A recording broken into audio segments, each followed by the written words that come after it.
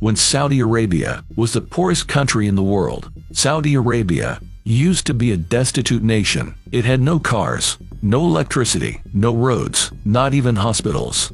Illiteracy was prevalent. Food was traded for oyster shells. Playing with falcons was a popular pastime. How did a poor Arab tribe transform into a prosperous nation? First, oil, and second, clever management. The first Saudi state was crushed by the Ottomans. The second was plagued by internal turmoil. The third, and current, was established in 1932. The newly founded Saudi Arabia was nothing as we know it today. It was a desert with little food, water, or amenities. Urbanization and modern infrastructure were limited. There were only a few small towns and cities. The streets weren't paved. Some regions even lacked hospitals.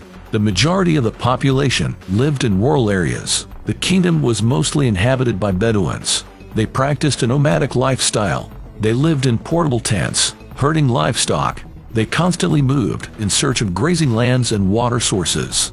Bedouins were predominantly illiterate. They had a low life expectancy as well. Survival meant relying on basic, raw food. Falconry and hunting were popular pastimes. Saudi Arabia imported clothing and food from India. It exported dates, pearls, and oyster shells in return. The Arabian Gulf was a major center for pearl diving. Although time-consuming, it was profitable. Many Saudis took up pearl diving as a profession. Some of them had never even seen the sea before. The Saudi economy also relied on pilgrimage to Mecca and Medina. But pearls and tourism alone weren't enough to sustain a country. Numerous Saudis migrated in search of work. They traditionally worked in India, handling cargo.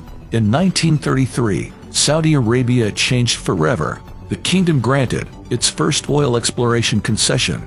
The Standard Oil Company of California began drilling in the eastern province.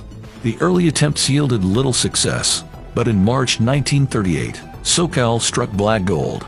A Saudi Bedouin helped an American geologist find Dammam No. 7. It was a vast 4,724-foot deep oil reservoir. It eventually started flowing at 1,585 barrels a day. Most countries tax their citizens to fund services, but Gulf rulers adopted a different approach. They collected rents from oil, then they distributed the wealth among the population. The transition from a nomadic society wasn't easy. For example, the government built a city in the desert for Bedouins, but the Bedouins wouldn't move into the houses. They put their animals inside and continued to live in tents. Back in those days, stop signs meant nothing. Car owners would drive their pickup trucks in the desert.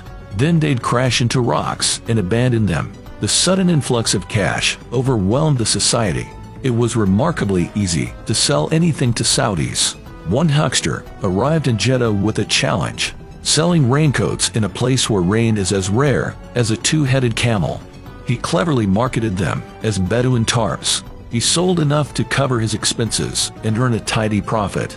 That kind of trick wouldn't work in today's Saudi Arabia.